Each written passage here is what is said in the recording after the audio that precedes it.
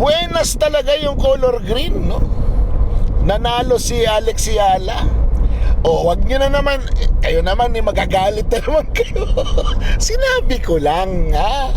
Na buenas yung color green kasi doon siya nag-champion eh. All throughout the tournament, green ang suot niya eh. Bagay naman sa kanya, di ba?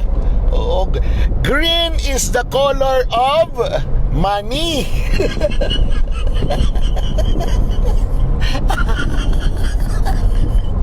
And green is the color of the Philippines in 2028.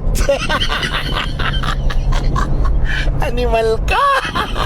Animal ka talaga, Jesus Duki. Marami na naman magagalit sa'yo. Anyway, ha? Speaking of Ridon, napunta kay Ridon, ano na, yawa ka, ha? Si Mary Grace Piatos, mas mahal pa ang cellphone mo kaysa sa natanggap ni Mary Grace Piatos. Inang tong mga to. Oh, Laila de Lima, ha? Yung Mary Grace Piatos mo. Oh, kingdom come. Percy, sino ba tong Percy?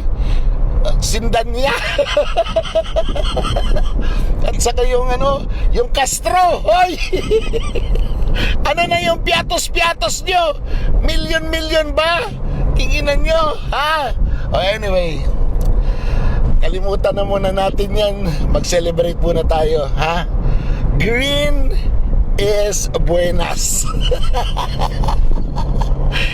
Pink is